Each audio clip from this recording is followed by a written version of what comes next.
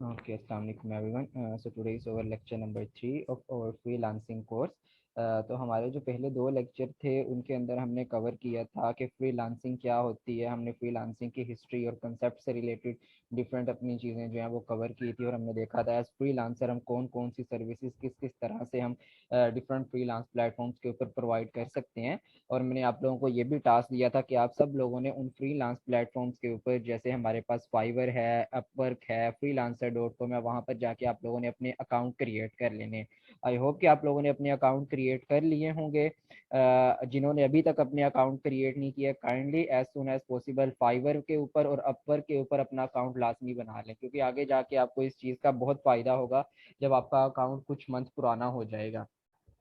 तो जिनको अभी तक ये नहीं पता कि किस तरह से अकाउंट बनाते हैं, जाहिर सी बात है कुछ बच्चे ऐसे होते हैं बिल्कुल न्यू होते हैं, उनको नहीं पता होता। तो मैंने आप लोगों के व्हाट्सएप के ग्रुप में एक छोटी मतलब 8-8 10-10 मिनट की वीडियोस बना के भी शेयर की हुई हैं। उन वीडियोस को फॉलो करके आप अकाउंट क्रिएट कर सकते हैं। और इसके अलावा लास्ट लेक्चर के अंदर हमने डिस्कस किया था कि आज के लेक्चर से हम स्टार्ट करेंगे प्रोफेशनल स्किल्स को सीखना। सबसे पहले हम ग्राफिक डिजाइनिंग सीखेंगे। तो मैंने लास्ट लेक्चर में आप सबसे रिक्वेस्ट की थी कि आप सबने आज के लेक्चर में आने से पहले अपने लैपटॉप या पीसी में एडोब इलस्ट्रेटर को इंस्टॉल लाजमी कर लेना है। एडोब इलस्ट्रेटर को इंस्टॉल करने की फाइल्स भी मैंने आप लोगों के साथ ग्रुप में शेयर कर दी थी, ट्यूटोरियल लेक्चर भी शेयर कर दिया था कि किस तरह से उसको इंस्टॉल करना है।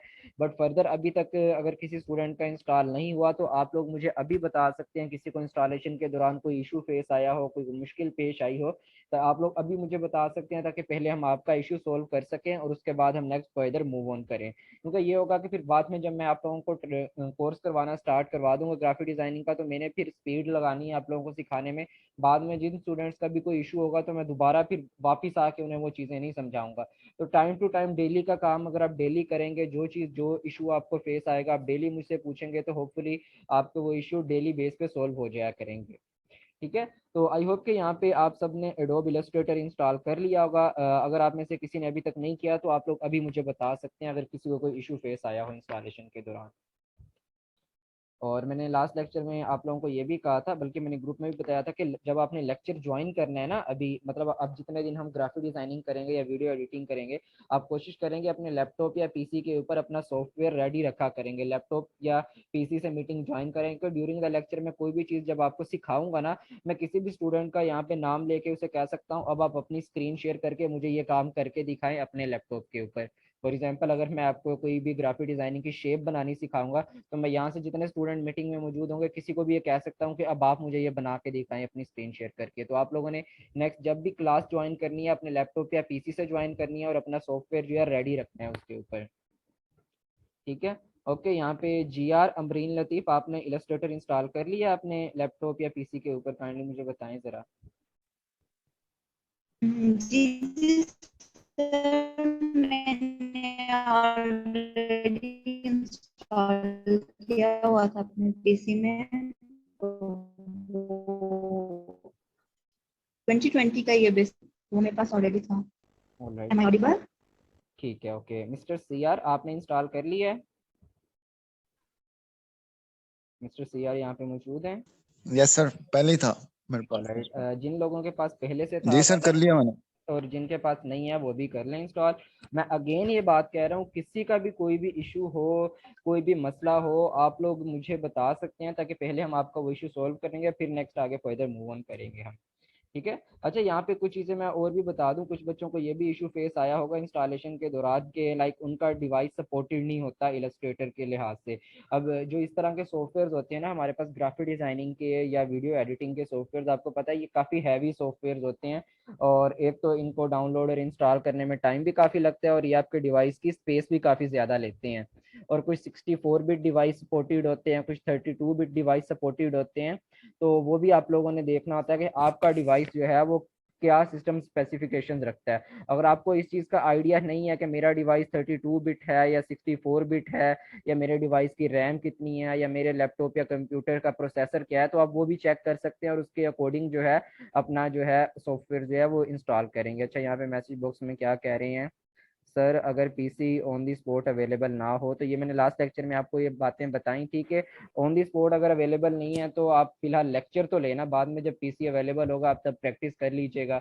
या अभी लास्ट लेक्चर में एक बच्चे ने ये भी बात की थी कि सर जिन बच्चों के पास अभी पीसी या लैपटॉप नहीं है तो हम ग्रुप स्टडी कर लें, हम मिलजुल के काम कर लिया करेंगे, तो ये भी आपके पास ऑप्शन है। ओके, ये कह रही है लैपटॉप का चार्जर खराब है, सुबह करेंगे। ऑलराइट सर, मैंने नहीं किया सर, मेरा बहुत पहले से बने हुए हैं। ऑलराइट ऑलराइट, ठीक है। अच्छा, यहाँ पे मैं बताना चाह रहा था, अगर आप लोगों ने अपने लैपटॉप या पीसी की स्पेसिफिकेशन देखनी है तो सिंपली आप यहाँ पे आ जाएंगे, सर्च बार जो होता है ना आपके लैपटॉप या कंप्यूटर का, यहाँ पे आप कंट्रोल पैनल सर्च करेंगे ना, तो यहाँ पे देखेंगे कंट्रोल पैनल ऐप आ जाती है। तो सिंपली आप कंट्रोल पैनल ऐप में जाएंगे और यहाँ पे आपने जाना है सिस्टम एंड सिक्योरिटी के अंदर, और यहाँ पे आपने अपने सिस्टम को देखना है। तो सिस्टम के अंदर जैसे ही आप जाएंगे तो यहाँ पे आपके सिस्टम की स्पेसिफिकेशंस ओपन हो जाएंगे। आप देख सकेंगे कि आपका जो लैपटॉप या आपका पीसी है उसकी क्या स्पेसिफिकेशंस है। तो ये देखिए मेरे जो पीसी का है यहाँ पे स्पेसिफिकेशन उसकी, ये देखिए मुझे बता रहा है Intel core i3 second generation मेरा लैपटॉप है। यहाँ पे आपको पता चल जाता है कि आपका प्रोसेसर कौन सी जनरेशन का है, i3 है, मेरा सेकंड जनरेशन है। आपका जो भी होगा यहाँ पे आपको नजर आ जाएगा। उसके बाद देखिए आपकी इंस्टॉल्ड रैम जो होती है यहाँ पे शो हो जाती है कि 8 GB रैम है इसकी। और उसके बाद अगर नीचे देखें सिस्टम टाइप, यहाँ पे मुझे शो हो रहा है 64 बिट। दो तरह के हमारे पास विंडोज डिवाइसेस होते हैं, एक होता है 32 बिट और एक होता है 64 बिट। तो ज्यादातर जो सपोर्टेड होते हैं वो 64 बिट होते हैं, जिन पे हर तरह के डिवाइसेस चल जाते हैं। लेकिन समटाइम्स ऐसे होता है कि आपका डिवाइस 32 बिट भी हो सकता है, तो 32 बिट पे मोस्टली लेटेस्ट सॉफ्टवेयर नहीं चलते, तो उस पर हमें पुराने सॉफ्टवेयर चलाने पड़ते हैं। तो आप यहाँ पे जाके अपने सिस्टम की स्पेसिफिकेशन देख सकते हैं कि आया मेरे सिस्टम की स्पेसिफिकेशंस क्या है, तो उस स्पेसिफिकेशन से मैच करके आप उस लिहाज के सॉफ्टवेयर जो है अपने लैपटॉप या पीसी के ऊपर चला सकते हैं। ठीक है। अच्छा, ये क्या कह रहे हैं सर, मैं फ़ोन से मीटिंग ज्वाइन की है, मैं स्क्रीन शेयर नहीं कर सकता। ओके, कोई बात नहीं। जिन्होंने आज पीसी से ज्वाइन की हुई है उनसे तो मैं क्वेश्चन पूछूंगा नेक्स्ट टाइम। आज बता रहा हूँ सब लोगों ने पीसी या लैपटॉप से ज्वाइन करनी है आप लोगों ने मीटिंग। सर इंस्टॉल हो रहा है, नेट स्लो है, एक्सेट्रा एक्सेट्रा, विंडो 11 ठीक है सर, सर इसके लिए जी किसी का कोई क्वेश्चन है? तो यहाँ पे हमजा असद पूछ ये रहे हैं सर विंडो वो 11 हमारा तो इंस्टॉल ही नहीं। किन का इंस्टॉल नहीं हो रहा? सर मेरा इनके इंस्टॉल ही नहीं हो रहा, वो जो आपने लिंक सेंड की थी मतलब गूगल ड्राइव की, तो वो हमें कह रहा था कि आप इसको अभी फिलहाल इंस्टॉल नहीं कर सकते। फिलहाल इंस्टॉल नहीं कर सकते? आई डेंट थिंक इस तरह का कोई एरर आता होता तो है। बहुत से यूजर ने इसको रिसेंटली अगर आपका कोई इशू आ भी रहा है, आ रहा है तो यही बात तो मैं तब से बता रहा हूँ, जब आपका कोई इशू आता है तो आप मुझसे कांटेक्ट करें, या यहाँ पे मिस खतीजा मौजूद है, मिस खतीजा भी आप लोगों के साथ अपना कांटेक्ट शेयर कर देंगी। यहाँ पे मिस मारिया सहर भी हैं। आप लोगों को कोई भी इशू फेस आता है डाउनलोड करने में, इंस्टॉल करने में, या फौरन इनको मैसेज कर सकते हैं मुझे। जाहिर सी बात है जिस वक्त आप काम कर रहे होते हैं आप उसी टाइम कॉन्टेक्ट कर लिया करें कि मेरा ये इशू आ रहा है, मुझे काइंडली गाइड कर दें, तो आपको प्रॉपर गाइडेंस मिलेगी यहाँ पे डायनामिक डेवलपर्स के प्लेटफॉर्म से। बाकी आपको समझ नहीं लगी होगी इंस्टॉलेशन के दौरान, जिस तरह का इशू आप कह रही हैं इस तरह का कभी भी एरर नहीं आता होता। कोई और इशू आया होगा जो आपको शायद समझ नहीं लगी होगी कि उसे कैसे डील करना है। ठीक है ना, आप उसे ट्राई करें इंस्टॉल करने की। जो भी आपको इशू फेस आता है आप हमसे कांटेक्ट करें, होपफुली आपका इशू जो है वो सोल्व हो जाएगा। अच्छा, ये अगेन मैं आज बता रहा हूँ, ये स्क्रीन के ऊपर जो ये अजीब से चीटे मारते हैं ना, इस पे ख्याल, इससे ख्याल रखा करें, ऐसी हरकतें ना किया करें। अच्छा, तो ये हो गया हमारा। जिन बच्चों ने इंस्टॉल कर लिया है हम आज इलस्ट्रेटर सीखेंगे। जिन्होंने नहीं किया इंस्टॉल, मैं अगेन एंड अगेन कहूँगा कि आप लोग काइंडली नेक्स्ट लेक्चर से पहले इंस्टॉल कर लें। जो भी मसला आता है आप लोग हमसे पूछ सकते हैं। तो जब आप इंस्टॉल कर लेंगे ना एडोब इलस्ट्रेटर, ये इस तरह का एक सॉफ्टवेयर आपके सामने यहाँ पे आ जाता है। तो इसको डबल क्लिक करके मैं ओपन कर लेता हूँ। तो मैं आपको पहले भी बता चुका हूँ, अब भी अगेन बता रहा हूँ कि ये जो मोस्टली ग्राफिक डिजाइनिंग के और वीडियो एडिटिंग के सॉफ्टवेयर होते हैं ना, ये काफ़ी हैवी होते हैं। एक तो ये पुराने डिवाइसेस पे चलते नहीं है, आपके पास लैपटॉप अच्छे वाला होना चाहिए, ये उस पे चलते हैं। और जब चलते भी हैं तो ये काफ़ी स्लो चलते हैं, ये समटाइम्स बहुत ज़्यादा टाइम ले लेते हैं लोड होने में, क्योंकि ये हैवी सॉफ्टवेयर होते हैं। तो अभी देखिए मैंने इसको डबल क्लिक किया हुआ है, अभी तक ये स्टार्ट हो रहा है मेरा इलस्ट्रेटर। तो आप भी जब करेंगे फर्स्ट टाइम इसको ओपन करेंगे तो ये काफ़ी टाइम ले सकता है, मे बी 2 से 3 मिनट ले ले स्टार्ट होने में। तो आपने घबराना नहीं है कि ये पता नहीं क्या हो गया, पता नहीं मेरा पीसी हैंग हो गया। जज्बाती नहीं होना, आपने थोड़ा सा वेट करना है, थोड़ा सा टाइम देना है, ये खुद ब खुद स्टार्ट हो जाएगा। तो जब फर्स्ट टाइम आप यूज करेंगे ना इलस्ट्रेटर, ये इस तरह का कुछ इंटरफेस होगा इसका। इसका इंटरफेस को भी हम समझते हैं, इलस्ट्रेटर के इंटरफेस को, बट उससे पहले हम थोड़ा सा इसका थ्योरेटिकल यहाँ पे कंसेप्ट क्लियर कर लेते हैं। तो ये चीज मैं नेक्स्ट आ जाता हूँ। तो सबसे पहले एडोब इलस्ट्रेटर हम स्टार्ट करेंगे, जो कि हमारा एक ग्राफिक डिजाइनिंग का टूल है, प्रोफेशनल टूल है, जिसकी आजकल बहुत डिमांड है। तो क्वेश्चन आता है सबसे पहले कि एडोब इलस्ट्रेटर होता क्या है। तो इसकी थोड़ी सी थ्योरी देख लेते हैं। Simply Adobe Illustrator is a professional vector based design and drawing program. कि लाइक एक इस तरह का सॉफ्टवेयर है जिससे हम ड्राइंग वगैरह या पेंटिंग वगैरह कर सकते हैं डिजिटल तौर पे, वेक्टर बेस्ड। अच्छा, यहाँ पे किसी को कोई आइडिया है यहाँ पे वेक्टर और रास्टर में क्या डिफरेंस होता है? यहाँ पे एक वर्ड यूज हुआ है वेक्टर बेस्ड, इसका क्या मतलब होता है? एनीवन जिसको थोड़ा सा आइडिया हो।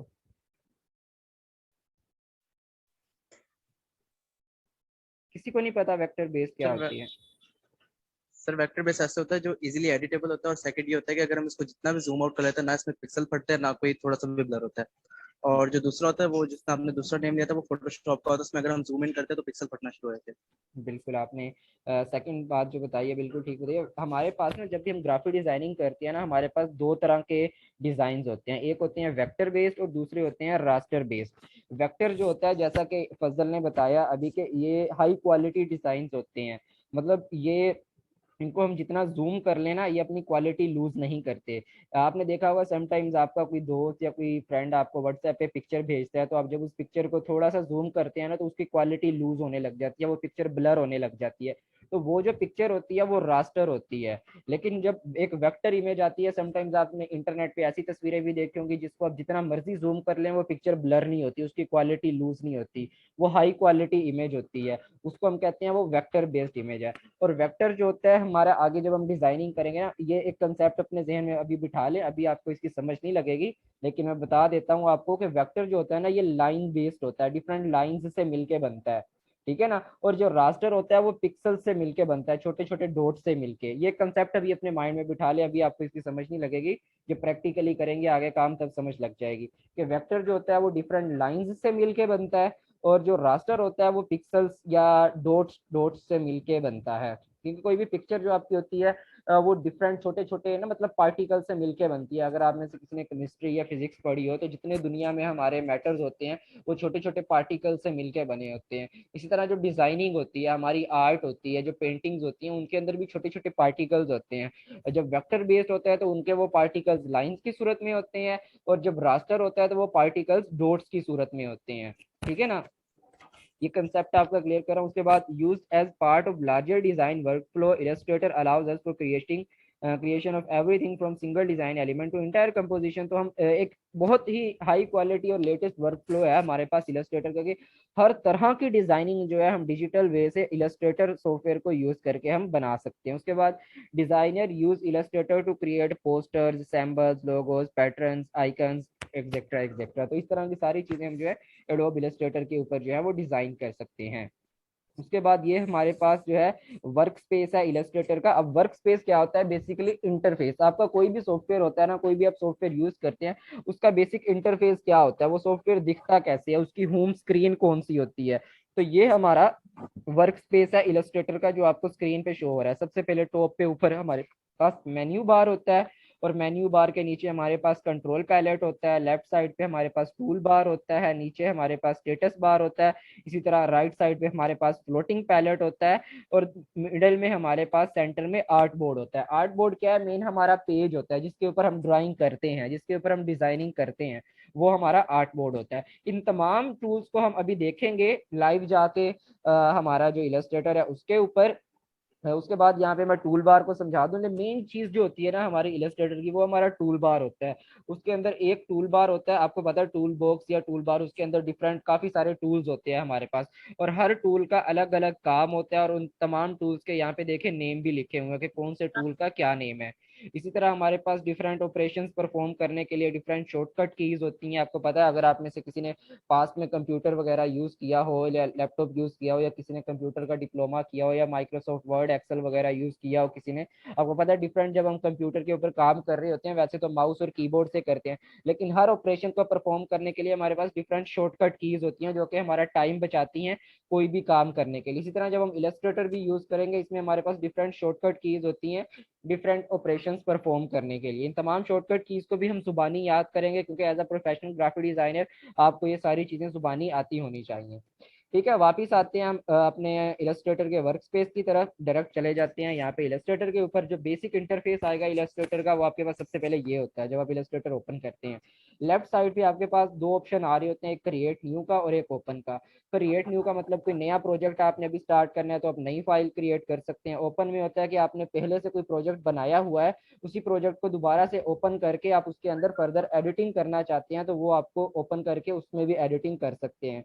और यहाँ पे देखिए आपको डिफरेंट ये टेम्पलेट साइज दे रहा है, ये आपको सजेशन दे रहा है अभी डिजाइन बनाने से पहले का प्रोसेस है कि भाई आप अभी एक ड्राइंग करने जा रहे हो, आपको पेज साइज क्या चाहिए, A4 साइज का पेज चाहिए, पोस्ट कार्ड साइज का चाहिए, किसी वेब के लिए डिजाइनिंग करने जा रहे हो, किसी मोबाइल स्क्रीन के लिए, या किसी फिल्म के लिए, या कस्टम साइज अपनी मर्जी का बनाना चाह रहे हो, ये सारी चीजें। और नीचे आपको रिसेंट लाइब्रेरी शो कर रहा होता है, जो रिसेंट आपने डिजाइन बनाए होते हैं इसके ऊपर, वो आपको यहाँ पे शो हो रहे होते हैं। ठीक है ना, अभी हम डिजाइनिंग नहीं सीख रहे, अभी हम ड्राइंग नहीं सीख रहे, अभी हम उससे पहले का जो प्रोसेस होता है ना वो सबसे पहले करेंगे। तो हम क्या करता हूँ, क्रिएट न्यू प्रोजेक्ट पे क्लिक करता हूँ यहाँ पे कि अभी मैं नया एक प्रोजेक्ट क्रिएट करने जा रहा हूँ। देखिए अब ये मुझसे पूछ रहा है अगेन मेरा स्क्रीन का साइज, मेरे आर्ट बोर्ड का साइज, कि आपको आर्ट बोर्ड या आपकी स्क्रीन या आपका पेज जिसके ऊपर आपने डिजाइन बनाना है उस पेज का साइज क्या चाहिए। देखिए यहाँ पे रिसेंट साइज मुझे शो कर रहा है, जो रिसेंट मैंने कुछ साइज यूज किए हैं, ये देखें A4 साइज, लेटर साइज और कस्टम साइज। इसके अलावा यहाँ पे अगर आपको जाऊँ, ये डिफरेंट आपको टेम्पलेट की सजेशंस भी देता है कि आप आया अब जो डिजाइन बनाने जा रहे हो वो किसी आईफोन की स्क्रीन के लिए बना रहे हो, किसी आईपैड की स्क्रीन के लिए बना रहे हो, या इसी तरह वेब में अगर जाएंगे तो किसी वेब की स्क्रीन के लिए बना रहे हो, वेब की स्क्रीन का साइज क्या होता है। देखिए नीचे उसने साइज भी लिखे हुए हैं कि हाइट कितनी होती है, विड्थ कितनी होती है, height 1366 pixel, sorry width 1366 pixel और हाइट जो है 768 पिक्सल। ये पिक्सल्स क्या होता है, ये एक यूनिट होता है आपका डिजिटल लेंथ के अंदर। ठीक है ना, इसी तरह प्रिंटिंग के हमारे पास डिफरेंट साइज होते हैं, जैसे लेटर साइज है, A4 साइज है, A3 साइज, एक्सेट्रा एक्सेट्रा, ये सारे साइज। तो ये आपको सजेशन दे रहा है कि भाई सबसे पहले अपना पेज सिलेक्ट करो कि पेज साइज क्या चाहिए आपको। ठीक है, अगर आपको इनकी सजेशन में से कोई भी टेम्पलेट नहीं चाहिए ना, आप यहाँ पे आके अपनी मर्जी का साइज भी लिख सकते हो। मुझे अगर पेज चाहिए उसकी विड्थ होनी चाहिए 500 पिक्सल्स और उसकी हाइट भी होनी चाहिए, फॉर एग्जाम्पल मैं यहाँ पे लिख देता हूँ हाइट हो फॉर एग्जाम्पल मैं लिख देता हूँ 600 पिक्सल्स। ठीक है, अब ये पिक्सल्स क्या है, यहाँ पे हमारा यूनिट है लेंथ का। कोई और यूनिट भी आप सिलेक्ट कर सकते हैं, पॉइंट सिलेक्ट कर सकते हैं, picas, inches, feet, feet and inches, yards, millimetres, centimetres. आपको पता है ये सारे हमारे यूनिट्स होते हैं लेंथ के। लेकिन प्रोफेशनल वे होता है जब आप डिजिटल वे से लेंथ को मेजर कर रहे होते हैं तो वो पिक्सल्स के अंदर आप करते हैं, बेस्ट वे ही है। बाकी इसके अलावा आप इंचीज या मिलीमीटर या सेंटीमीटर में भी कर सकते हैं, इट्स योर ओन चॉइस। ठीक है ना, अभी हम अपना पेज साइज सिलेक्ट करें, अभी हमने ड्राइंग स्टार्ट की। अच्छा यहाँ पे एक चीज आपको बता दूं कि समटाइम्स ऐसे होता है, ये बात मेरी गौर से सुनना, बहुत पते की बात मैं करने जा रहा हूँ। पाकिस्तान में आपको पता होगा इस वक्त ना तकरीबन 50,000 से ज्यादा ग्राफिक डिजाइनर है जो कि ऑनलाइन वर्क कर रहे हैं। और ऑर्डर पता कितने लोगों को आते हैं उन 50,000 में से, कोई पाकिस्तान के 200 या 300, मैक्सिमम 200 या 300 ग्राफिक डिजाइनर हैं जो ग्राफिक डिजाइनिंग से अर्निंग कर रहे हैं, जो कि पैसा कमा रहे हैं अच्छा खासा। बाकी सारे जो है वो वेले बैठे हैं। क्यों वेले बैठे हैं, क्योंकि उन्होंने ग्राफिक डिजाइनिंग तो सीख ली है कहीं ना कहीं से, लेकिन उनके कंसेप्ट क्लियर नहीं है। ठीक है ना, अब उनको ये पता चल गया कि डायरेक्ट हम आर्ट बोर्ड पे जाकर ड्राइंग कैसे करेंगे, लेकिन उन्हें ये नहीं पता होता कि जो आर्ट बोर्ड पे हम ड्राइंग कर रहे हैं उस आर्ट बोर्ड का साइज क्या है। अब मैं अपनी बात बताऊं ना, हम डायनेमिक डेवलपर्स हमारी कंपनी है, हम डिफरेंट डेवलपर्स और डिजाइनर्स हायर करते हैं। तो मेरा खुद अपना एक्सपीरियंस मैं आप लोगों के साथ शेयर कर रहा हूँ। डिफरेंट डिजाइनर्स आते हैं हमारे पास जॉब के लिए, आके बताते हैं हमारा 10 साल का एक्सपीरियंस है, हमारा 15 साल का एक्सपीरियंस है। लेकिन जब मैं उनसे क्वेश्चन करता हूँ ना कि एक पोस्टर का साइज क्या होता है पिक्सल्स के अंदर, उनको ये नहीं पता होता कि पोस्टर का साइज क्या होता है। उन्होंने पोस्टर बनाए भी होते हैं पास में, मतलब सैकड़ों पोस्टर बना के बैठे होते हैं, लेकिन जब मैं उनसे पूछता हूँ पोस्टर की हाइट कितनी होती है, पोस्टर की विड्थ कितनी होती है, उनको नहीं पता होता। क्यों? क्योंकि उनके कंसेप्ट ही क्लियर नहीं होते, उन्होंने जस्ट रट्टा मारा होता है कि ये चीज ये ऐसे कर लेनी है, ये चीज ऐसे कर लेनी है। तो मैं नहीं चाहता कि अगर आप लोग मुझसे ग्राफिक डिजाइनिंग सीख के जाओ, फ्यूचर में कहीं भी इंटरव्यू देने जाओ तो आप लोगों को से कोई बंदा कोई क्वेश्चन पूछे तो आप लोगों को उसका आंसर ही ना आए। तो मैं कोशिश करूंगा साथ साथ आपके कंसेप्ट भी क्लियर करवाऊंगा, ठीक है ना। अब इसकी एक और एग्जाम्पल मैं आपको बता देता हूँ। क्या होता है लाइक अगर आप अभी ग्राफिक डिजाइनिंग को छोड़ दें, डिजिटल वे से, आप बचपन में याद होगा आप लोग स्कूल में ड्राइंग वगैरह करते थे, तो सबसे पहला स्टेप आपका क्या होता था ड्राइंग करने का?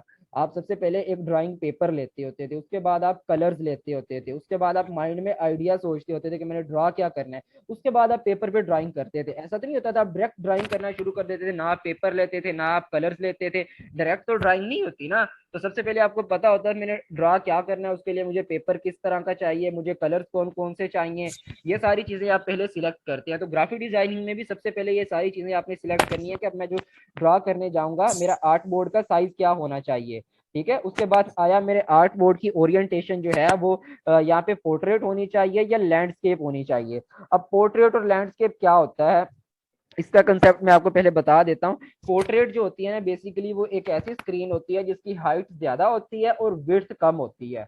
इसी के अगर वाइस वर्सा देख लें, लैंडस्केप होती है ऐसी स्क्रीन जिसकी विड्थ ज्यादा होती है और हाइट कम होती है, ठीक है ना। इसकी एक और कॉमन एग्जांपल मैं आपको बता दूं, जैसे हमारे पास मोबाइल फोन होता है, मोबाइल फोन तो आप सब यूज करते होंगे।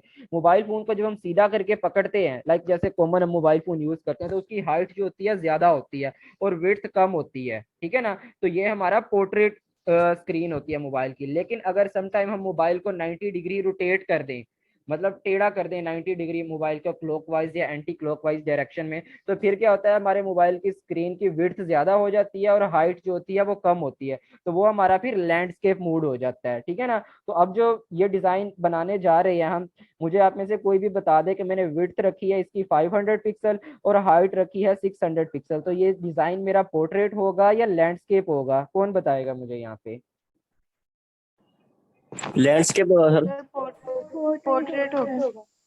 पोर्ट्रेट होगा क्योंकि मेरी हाइट ज्यादा है ना। मैंने आपको अभी ये बताया जब हाइट ज्यादा होती है तो पोर्ट्रेट होता है, लेकिन जब विड्थ ज्यादा हो जाती है तो लैंडस्केप हो जाता है, ठीक है ना। तो ये देखिए मेरा यहाँ पे पोर्ट्रेट ही सिलेक्टेड है, लैंडस्केप नहीं सिलेक्टेड। और मल्टीपल आर्ट बोर्ड भी आप क्रिएट कर सकते हैं, लाइक मैं एक साथ ही 3 4 5 6 आर्ट बोर्ड पे वर्क करूंगा, लेकिन फिलहाल मैं इसको 1 कर देता हूँ। उसके बाद मैं ब्लीडिंग सेट कर सकता हूँ अपने आर्ट बोर्ड की, के कॉर्नर कितने रखने हैं मैंने, लेकिन फिलहाल मैं इसको 0 कर देता हूँ। अब उसके बाद कलर्स मैंने सिलेक्ट करने हैं। ड्राइंग का मेन पर्पस मैंने कंसेप्ट मैंने आपको बता दिया ना, ड्राइंग करने से पहले सबसे पहले हम पेज सिलेक्ट करते हैं, पेज मैंने सिलेक्ट कर लिया। उसके बाद अब मैं अपने कलर सिलेक्ट करूंगा कि मुझे कलर्स कौन कौन से चाहिए। डिजिटल ड्राइंग के अंदर ना 2 तरह के कलर स्कीम्स होती हैं हमारे पास, एक होती है आरजीबी कलर और दूसरे होते हैं सीएमवाई के कलर। अब आप लोगों में से किसी ने प्रोग्रामिंग वगैरह की हो थोड़ी बहुत जावा के अंदर या इसके अलावा पीएचपी के अंदर या एचटीएमएल के अंदर, उनको पता होगा आरजीबी का कलर स्कीम्स का। तो ये मैं आप लोगों को इलेबोरेट भी करवा देता हूँ। आपने याद होगा बचपन में जब आप लोग पढ़ते थे नर्सरी प्रेप में या 1 2 में, तो टीचर हमें बताते होते थे कि इस पूरी दुनिया में जितने कलर्स हैं ना, वैसे तो हजारों लाखों कलर्स हैं पूरे यूनिवर्स में, तमाम कलर्स जो है ना वो 3 या 4 प्राइमरी कलर से मिलके बने हैं। आपको ये चीजें तो पता है ना कि मेन प्राइमरी कलर जो है हमारे वो 3 या 4 हैं। उन 3 या 4 कलर्स को जब हम डिफरेंट उनके कॉम्बिनेशन बनाते हैं ना, डिफरेंट उनके मिक्सचर्स करते हैं, तो बाकी जो भी कायनात के जितने तमाम कलर्स हैं वो फिर बनते हैं, ठीक है ना। अब 3 या 4 कलर्स मेन हमें पहले चाहिए, हमें सारे कलर नहीं चाहिए। हम 3 कलर सिलेक्ट करेंगे, उसके बाद अपनी ड्राइंग में उन्हीं 3 कलर से कॉम्बिनेशन करके हर डिफरेंट तरह के कलर क्रिएट करेंगे। तो सबसे पहले होता है हमारे पास आरजीबी कलर, ये 3 कलर्स का कॉम्बिनेशन है। RGB stands for red green and blue. ये red green and blue 3 primary colour होते हैं हमारे, और इन 3 प्राइमरी कलर से मिलके बाकी तमाम ऐसे कलर मिल जाते हैं जो डिजिटल स्क्रीन के ऊपर हम देख सकते हैं। एक ये कलर स्कीम होती है आरजीबी, और दूसरी हमारी कलर स्कीम होती है CMYK। ये 4 कलर्स की स्कीम होती है, जिसे हम कहते हैं कियान में झंडा येलो एंड की, या इसको समटाइम हम ये भी कह देते हैं कियान में झंडा येलो एंड ब्लैक। दोनों कॉम्बिनेशन बन सकते हैं, कियान में झंडा येलो की और कियान में झंडा येलो एंड ब्लैक। ठीक है ना। अब इन दोनों में डिफरेंस क्या है, आरजीबी में और सीएमवाईके में। बेसिकली आरजीबी यूज होता है उस पर्पस के लिए जब आप कोई ऐसा डिजाइन क्रिएट कर रहे हो जो बाद में आपने डिजिटल प्लेटफॉर्म्स पे आपने लगाना है, या वेब पर्पसेस के लिए कोई डिजाइन बना रहे हो तो हम अपना कलर मोड जो है वो आरजीबी सिलेक्ट करते हैं। क्योंकि हमारी जितनी स्क्रीन होती है ना, हमारे लैपटॉप्स की, टीवीज की, एलसीडीज की, मोबाइल्स की, आप में से किसी ने फिजिक्स पढ़ी हो तो एलईडी जो होती है हमारी, उसके अंदर जो लिक्विड यूज होता है वो सपोर्टेड होता है आरजीबी कलर से, ठीक है, रेड ग्रीन एंड ब्लू से। तो अगर red green and blue select करके आप कोई भी डिजाइन क्रिएट करते हैं तो वो डिजाइन बेस्ट रहता है बाद में डिजिटल प्लेटफॉर्म पे लगाने के लिए या वेब पर्पसेस पे लगाने के लिए। लेकिन अगर आप कोई ऐसा डिजाइन क्रिएट करने जा रहे हैं जिसको बाद में आपने प्रिंट करना है, आपने पेज के ऊपर प्रिंट करवाना है, प्रिंट मशीन से गुजरवाना है, तो आप CMYK सिलेक्ट करते हैं, सियान मेजेंटा येलो एंड की। क्योंकि हमारे जो प्रिंटर्स होते हैं ना प्रिंटिंग मार्केट के अंदर, आपने सुना होगा 4 कलर प्रिंटर, आप में से बॉयज जो होते हैं अक्सर मार्केट में उनका आना जाता होता होगा, तो आप सुनते होंगे प्रिंटर जो है ये 4 कलर प्रिंटर है। वो क्या होता है कि वो 4 कलर सपोर्टेड होता है। कौन से 4 कलर? सियान मेजेंटा येलो एंड की। तो जब प्रिंटर से गुजारनी होती है कोई भी चीज तो बेस्ट रहता है कि आप CMYK कलर मोड सिलेक्ट करें। लेकिन जब आपने डिजिटल पर्पसेस के लिए कोई डिजाइन बनाना है, मतलब सोशल मीडिया पे अपलोड करने के लिए, या आपने वेबसाइट पे लगाने के लिए, या व्हाट्सएप, इंस्टाग्राम, ट्विटर स्टोरीज पे लगाने के लिए, तो आप कोशिश करें उसके लिए आरजीबी कलर मोड सिलेक्ट करेंगी आप, ठीक है। अब मैं फॉर एग्जांपल अब जो आगे जाकर डिजाइन क्रिएट करने जा रहा हूँ, पोस्टर बनाने जा रहा हूँ, पोस्टर मैंने वेबसाइट पे लगाना है तो मैं आरजीबी कलर मोड सिलेक्ट करूंगा। अगर बाद में उस पोस्टर का मैंने प्रिंट निकलवाना है तो मैं CMYK कलर मोड सिलेक्ट करूंगा। फिलहाल मैं आरजीबी पे रख देता हूँ इसको। और मैं रास्टर इफेक्ट की रेजोल्यूशन अपनी, लाइक कितनी हाई क्वालिटी आपने बनाना है, ये लो क्वालिटी डिजाइन बनाना है या मीडियम क्वालिटी, फिलहाल हम कोशिश करेंगे हाई क्वालिटी पे रखेंगे इसको। और प्रीव्यू मोड में इसका डिफॉल्ट ही रखूंगा, इसको मैं पिक्सल्स में चेंज नहीं करूंगा। तो ये होता है स्टार्ट में हमने अपना आर्ट बोर्ड सेट करना होता है कि अब आर्ट बोर्ड सेट कर लेंगे, उसके बाद मैं क्रिएट कर दूंगा, ठीक है ना, डिजाइन। तो जैसे ही मैं क्रिएट करूंगा अब मैं मेन अपने वर्क स्पेस पे जाऊंगा जो मेरा इलस्ट्रेटर का वर्क स्पेस होगा, ठीक है। अभी यहाँ पे इलस्ट्रेटर मेरा थोड़ा सा स्लो वर्क कर रहा है क्योंकि आपको पता है कि ये काफी हैवी टूल्स होते हैं। अब देखें ये मेरा इलस्ट्रेटर का मेन वर्क स्पेस है, ये देखें ये मेन मेरा आर्ट बोर्ड है। दरमियान में अगर इसकी विड्थ देखें मेरी, ये है 500 पिक्सल्स की और हाइट इसकी है 600 पिक्सल्स की, जैसे हमने अभी बनाया था। और इसका कलर मेरे पेज का है वाइट, ठीक है ना। और यहाँ पे देखें ऊपर टॉप पे मेरे पास है मेन्यू बार। जितने भी आप सॉफ्टवेयर यूज करेंगे ना कंप्यूटर के अंदर, हर सॉफ्टवेयर के अंदर कोई ना कोई मेन्यू बार होता है। जैसे मेरा इलस्ट्रेटर में है फाइल का एक ऑप्शन है मेन्यू में, इसी तरह एडिट का मेन्यू है, ऑब्जेक्ट का मेन्यू है। तो ये सारे मेन्यूज जो होते हैं ना इनके डिफरेंट फंक्शंस होते हैं, कोई ना कोई काम होता है इन तमाम मेन्यूज से। इनको भी हम आगे चल के 1 बाय 1 स्टडी करेंगे कि किस ऑप्शन से क्या वर्क होता है यहाँ पे। और लेफ्ट साइड पे देखिए हमारे पास हमारा होता है ये टूल बार, या जिसको हम कहते हैं टूल बॉक्स। इलस्ट्रेटर के जो लेटेस्ट वर्जन है उनमें आप अपने टूल बॉक्स को इस तरह से फ्लोट भी करवा सकते हो, कहीं भी रख सकते हो, या अगेन यहाँ पे जाके वापस भी मैं रख सकता हूँ जहाँ से मैंने इसको निकाला है। तो ये इस टूल बॉक्स के अंदर ना मेरे पास काफी सारे टूल्स होते हैं, लाइक जैसे अगर मैं यहाँ पे आपको दिखाऊं, मेरे पास ये मेरे पास सिलेक्शन टूल है, डायरेक्ट सिलेक्शन टूल है, इसी तरह मेरे पास रेक्टेंगल टूल है, पेन टूल है, कर्व टूल है, ये कलर्स है नीचे मेरे पास। ये सारी चीजें अभी हम डिस्कस करेंगे। लेकिन फिलहाल जो है मैं आपको बता दूं कि ये हमारे सारे टूल्स होते हैं। ये जो पूरा पोर्शन होता है हमारा इसको हम कहते हैं ये हमारा टूल बॉक्स है हमारा, ठीक है ना। और इन तमाम टूल्स के ना ऊपर ऑप्शंस भी होते हैं हमारे पास जिसको हम कहते हैं हमारा ऑप्शन बार। ये जो चीजें आपको नजर आ रही है मेन्यू बार के नीचे, जो ये चीज नजर आ रही है ना, इसको हम कहते हैं हमारा ऑप्शन बार। कोई भी जब आप काम करेंगे ना उसके डिफरेंट ऑप्शंस आपने चेंज करने होंगे तो यहाँ से हम ऑप्शन बार से चेंज करते हैं, ठीक है ना। इसी तरह लेफ्ट साइड पे अगर देखें तो यहाँ पे हमारी प्रॉपर्टीज होती हैं, लाइब्रेरीज होती हैं, और ये हमारा फ्लोटिंग पैलेट होता है। इन तमाम फ्लोटिंग पैलेट्स को हम यहाँ पे मूव भी करवा सकते हैं इस तरह से। तो ये इसमें भी डिफरेंट ऑप्शंस होते हैं, डिफरेंट जब आपने काम करने होते हैं तो डिफरेंट प्रॉपर्टीज यहाँ से यूज करते हैं। तो ये सारी चीजें आपको यहाँ पे मिल जाएंगी इलस्ट्रेटर के अंदर। समटाइम्स ऐसे होगा जब आप फर्स्ट टाइम इलस्ट्रेटर इंस्टॉल करेंगे तो मे बी आपको ये सारे टूल्स शो ना हो, आपको ये ऑप्शन बार शो ना हो, तो आपने घबराना नहीं है कि ये सारी चीजें सर को तो शो हो रही थी, हमें क्यों नहीं शो हो रही। तो सिंपली आपको कोई भी चीज अगर शो नहीं होती ना तो ये विंडोज में आप जाएंगे तो यहाँ पे देखें डिफरेंट मेरे पास चीजें शेयर हो रही हैं। देखें लाइब्रेरीज, कंट्रोल्स, एक्सेट्रा। देखें अभी मेरा कंट्रोल्स ठीक है यहाँ पे।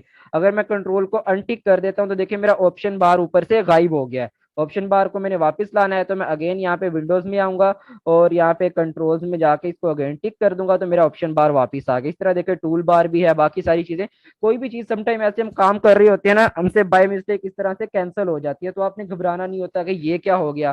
तो आपने सिंपली विंडोज में जाना है, यहाँ से जाके जो भी चीज आपकी गायब होगी उसको दोबारा से आपने टिक करके वापस ले आना है, या इसके अलावा वर्क स्पेस भी आप सेट कर सकते हैं, ये सब भी होगा हमारे पास। अच्छा, अभी हमारी मीटिंग एंड होने वाली है तो मैं अगेन आपको ये लेक्चर कंटिन्यू करता हूँ, क्योंकि आपको पता है जूम मीटिंग में 40 मिनट्स की लिमिट होती है। तो जैसे ये मीटिंग एंड होगी आप लोगों ने दोबारा इसी सेम लिंक पे क्लिक करके दोबारा से मीटिंग ज्वाइन करनी है, और आगे हम फर्दर प्रैक्टिकली कुछ ना कुछ जो है यहाँ पे परफॉर्म करके देखते हैं इलस्ट्रेटर के ऊपर। किसी का कोई क्वेश्चन है तो आप लोग पूछ सकते हैं।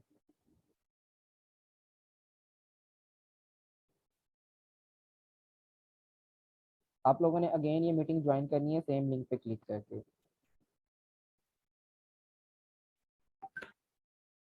ओके, तो हम डिस्कस कर रहे थे यहाँ पे अपने इलस्ट्रेटर की वर्क स्पेस को। मैंने आपको बताया कि सबसे पहले हमारे पास मेन्यू बार होता है, मेन्यू बार के नीचे हमारा ऑप्शन बार होता है, या इस ऑप्शन बार को हम अपना कंट्रोल पैलेट भी कहते हैं, ठीक है ना, कि डिफरेंट कंट्रोल्स हमारे पास यहाँ पे शो हो रही होती है। और लेफ्ट साइड पे हमारा टूल बॉक्स होता है, और राइट साइड पे हमारी प्रॉपर्टीज होती हैं, और हमारा फ्लोटिंग पैलेट होता है। लेकिन मैं अगेन आपको बता रहा था समटाइम क्या होता है, जब आप फर्स्ट टाइम इलस्ट्रेटर यूज करेंगे तो आपसे बहुत सारी मिस्टेक्स होती हैं, कहीं पे भी क्लिक हो गया ये चीज गायब होगी, कहीं पे भी क्लिक हो गया ये चीज गायब होगी। तो अब नया जो बंदा होता है वो बैठा देखता रहता है कि ये क्या हो गया मुझसे, ये चीज कहाँ पे चली गई, इसको वापस कैसे लेके आ रहे हैं। तो कोई भी चीज आपसे गायब हो जाए ना, आपने सिंपली यहाँ पे विंडोज वाले मेन्यू में जाना है। विंडोज में जाएंगे ना, यहाँ पे वर्क स्पेस में आ जाना है। अभी हम वर्क स्पेस ही डिस्कस कर रहे थे ना, तो यहाँ पे डिफरेंट वर्क स्पेस के ना हमारे पास टेम्पलेट्स दिए हुए हैं। अभी मेरे पास जो वर्क स्पेस सिलेक्टेड है वो कौन सी है, इजेंशियल क्लासिक। लेकिन मैं अगर इजेंशियल वाली सिलेक्ट करता हूँ तो देखें ये मेरी वर्क स्पेस जो है ना थोड़ी सी चेंज हो जाएगी। अभी तो देखें ये इजेंशियल वर्क स्पेस मेरे पास आ गई। ठीक है, ये देखें लेफ्ट साइड पे टूल बार कुछ इस तरह से नजर आने लग गया मुझे, और मेरा देखें टूल बार भी कंप्लीट नहीं है, आधे टूल मुझे नजर आ रहे हैं। और राइट साइड पे ये प्रॉपर्टीज और यहाँ पे फ्लोटिंग पैलेट भी नजर नहीं आ रहा, और ऊपर मेरा कंट्रोल पैलेट भी नजर नहीं आ रहा। तो मुझे ये इजेंशियल वर्क स्पेस अगर अच्छी नहीं लगती तो मैं ऑटोमेशन वर्क स्पेस सिलेक्ट कर लूंगा। अब ऑटोमेशन थोड़ी सी इससे डिफरेंट होगी, इसका लेआउट थोड़ा सा डिफरेंट होगा, देखें इस तरह से है। और अगर ये भी आपको पसंद नहीं आती, आपने विंडोज में जाना है, वर्क स्पेस में जाना है, या यहाँ पे अपनी खुद की न्यू वर्क स्पेस भी क्रिएट कर सकते हैं कि कहाँ कहाँ पे मैंने कौन कौन सा टूल रखना है। लेकिन बेस्ट जो होता है मैं आपको बताऊंगा, इजेंशियल क्लासिक जो होती है ना ये बेस्ट होती है, आप यही रखा करें, वर्क स्पेस में जाएं और यहाँ पे आप इजेंशियल क्लासिक पे टिक कर दें। तो मैंने इजेंशियल क्लासिक सिलेक्ट कर ली, तो ये मेरे पास मेरी इजेंशियल क्लासिक वर्क स्पेस आ जाएगी। लेकिन इसमें मैंने अभी अपना जो है टूल बार जो है वो मैंने नहीं सिलेक्ट किया हुआ। देखें दो तरह के टूल बार होते हैं, एक बेसिक टूल बार होता है और एक एडवांस होता है। अगर मैं बेसिक सिलेक्ट करूँ ना तो देखिए मेरे पास हाफ टूल शो हो रहे होते हैं। इस टूल बार को मैं छोटा बड़ा भी कर सकता हूँ, यहाँ पे क्लिक करके ये छोटे से दो एरो नजर आ रहे हैं यहाँ पे क्लिक करके। तो देखें ये अभी फर्स्ट टाइम जब आप इलस्ट्रेटर इंस्टॉल करेंगे आपको ये हाफ टूल नजर आएंगे, क्योंकि ये मैंने इलस्ट्रेटर को बताया हुआ कि मैं अभी बेसिक ग्राफिक डिजाइनिंग कर रहा हूँ। विंडोज में जाना है आपने, ठीक है ना, विंडोज में जाने के बाद टूल बार में जाना है, और टूल बार के बाद मैं इलस्ट्रेटर को बता रहा हूँ कि मैंने अभी बेसिक वर्क करना है, मुझे बेसिक टूल दे दो। लेकिन हम क्या करेंगे, एडवांस वर्क करेंगे, हमने एडवांस पे टिक करना है। तो एडवांस पे जैसे टिक किया मेरे पास देखें बाकी सारे टूल भी आ गए जिनके थ्रू मैं एडवांस ग्राफिक डिजाइनिंग कर सकूंगा। तो ये मेरा टूल बॉक्स है, इसको मैं यहाँ पे एडजस्ट भी कर सकता हूँ। सिंपली इस जगह पे मैं इसको सेट कर देता हूँ यहाँ पे। मिनट, ये भी सेट नहीं हो रहा क्योंकि मेरे जूम मीटिंग का यहाँ पे आ रहा है, बट मैं यहाँ पे रख देता हूँ। उसके बाद विंडोज में जाने के बाद ये देखें आपके पास वर्क स्पेस में जाएंगे या यहाँ पे कंट्रोल्स में जाएंगे, कंट्रोल्स भी आपको फर्स्ट टाइम नजर नहीं आएंगे ऊपर वाले, उनको भी आप टिक कर लेंगे। और उसके बाद नीचे भी बाकी सारी चीजें देखें, लेयर्स हैं आपकी, लिंक्स हैं, लाइब्रेरीज हैं, पाथ फाइंडर है, जो भी चीज आपकी यहाँ से गुम होती है ना आप उसको वापस ला सकते हैं यहाँ से, ठीक है ना। ये चीज होती है आपकी इलस्ट्रेटर की वर्क स्पेस, ठीक है। जहां तक सब क्लियर है, किसी को कोई कंफ्यूजन हो, कोई क्वेश्चन हो तो आप लोग पूछ ले, उसके बाद मैं आपको फिर one by one tools use करना सिखाता हूँ। जहां तक किसी को भी कोई कंफ्यूजन हो तो सर आप टूल बार वाला रिपीट कर दें। ओके। तो मैंने आपको बताया यहाँ पे ये होता है हमारा टूल बार। इस टूल बार के अंदर ना डिफरेंट टूल्स होते हैं हमारे। ये देखिए सबसे पहला टूल होता है सिलेक्शन टूल, दूसरा टूल होता है हमारा डायरेक्ट सिलेक्शन टूल, इसी तरह हमारे पास मैजिक वॉन्ड टूल होता है, रेक्टेंगल टूल होता है, पेन टूल होता है। ये सारे टूल्स को वन बाय वन आगे चल के हम देखेंगे कि किस टूल का क्या काम होता है। देखें ये टूल बार जो है ना हमारे पास यहाँ पे होता है नॉर्मली, यहाँ पे देखें फिक्स हो जाता है हमारे पास, लेकिन हम इसको यहाँ पे क्लिक करके इसको यहाँ पे जो है फ्लोट भी करवा सकते हैं। सम टाइम ऐसे होता है अगर टूल बार आपका गलती से आपसे कैंसिल हो जाए ना, तो आपने टूल बार को वापस लाना है तो आपने विंडोज में जाना होता है। विंडोज में जाने के बाद यहाँ पे टूल बार में जाना होता है और यहाँ पे आपने बेसिक या एडवांस टूल बार जो है वो अपना सिलेक्ट कर लेना होता है। तो जैसे मैंने एडवांस पे सिलेक्ट किया तो मेरे पास ये मेरा टूल बार यहाँ पे आ गया। ठीक है ना। इन टूल्स को भी हमने स्टडी नहीं किया, अभी आगे चल के स्टडी करते हैं इनको हम।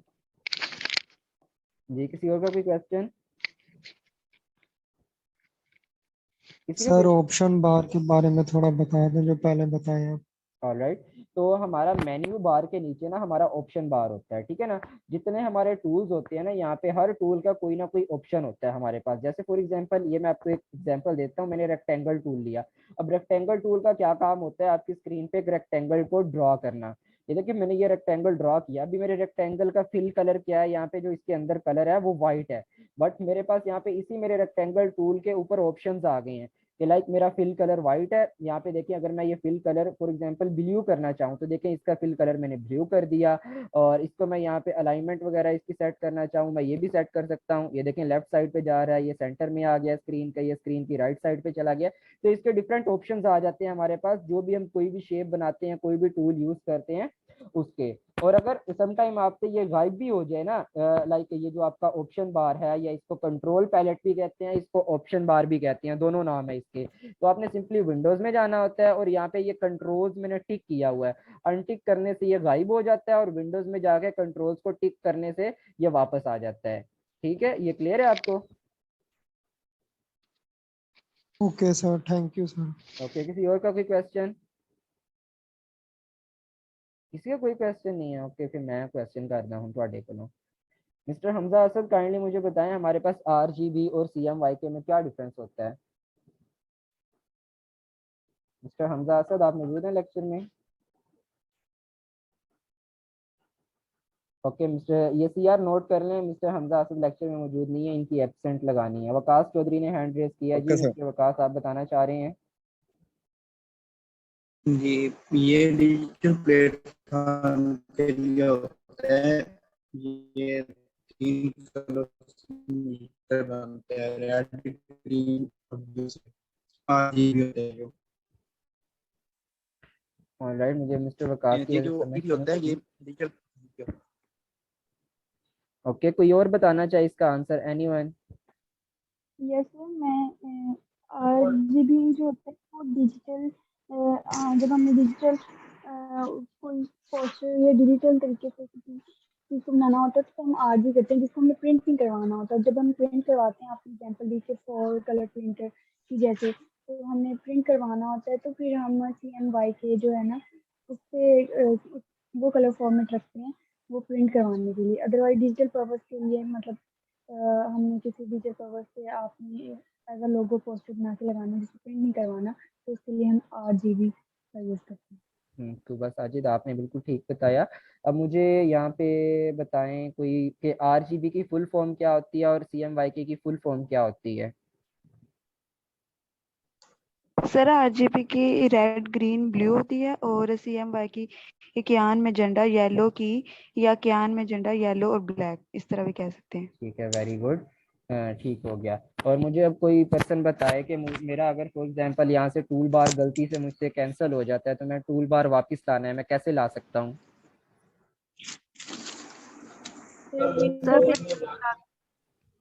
सर विंडो में जाके वहाँ पे टूल बार का ऑप्शन आएगा।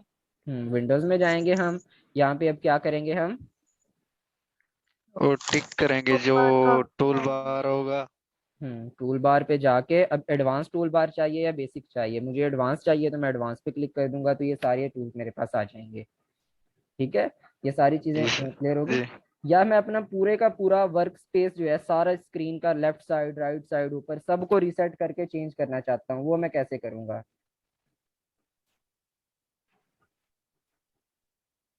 जी कौन बताएगा? वो हम इसे विंडो में जाएंगे, न्यू वर्क स्पेस पे। विंडोज में जाके वर्क स्पेस पे जाऊंगा और यहाँ पे देखें कुछ तो इन्होंने मुझे ऑप्शन दिए हुए हैं कि किस तरह का वर्क स्पेस चाहिए। मैं इनमें से भी कुछ ना कुछ सिलेक्ट कर सकता हूँ, जी या न्यू वर्क स्पेस खुद भी अपना क्रिएट कर सकता हूँ कि मुझे किस जगह पे कौन सी चीज पड़ी हुई चाहिए। ठीक है, अभी फॉर एग्जांपल मैंने इसेंशियल क्लासिक सिलेक्ट किया हुआ तो मुझे इसेंशियल क्लासिक वाला मिला हुआ है वर्क स्पेस। ठीक है। जी हैंड रेज है यहाँ पे मिस्टर वकास, आपका कोई क्वेश्चन है? आई थिंक इनका कोई क्वेश्चन नहीं है, बाय मिस्टेक शायद इनसे हैंड रेज हो गया।